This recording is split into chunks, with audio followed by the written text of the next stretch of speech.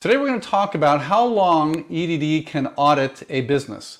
Typically, EDD will audit 12 payroll quarters or 12 quarters. So if we are now in quarter 3, 2022, they will start from Q2 2022 and go back 12 quarters. So roughly 2019 quarter 3 until 2022 quarter 2.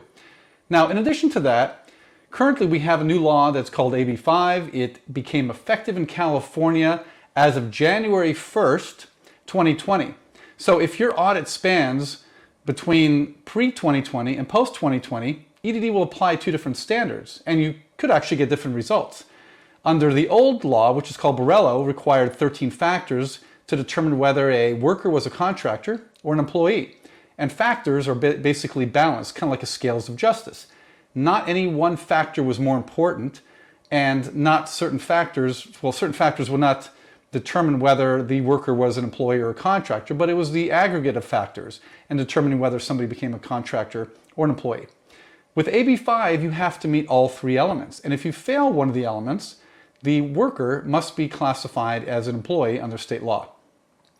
Aside from that, if you paid workers in cash or you did not record the payments you made to them for work as an independent contractor, EDD could go back 8 years. And the reason is they determined that to be fraud, potentially, and part of the black market economy.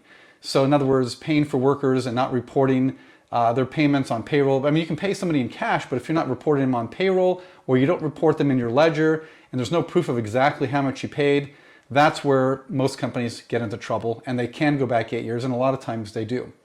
So having the right legal representation to isolate these issues before any communication happens with EDD is really important. I'm John Milikowski, founder of Milikowski Tax Law. I hope this information was valuable.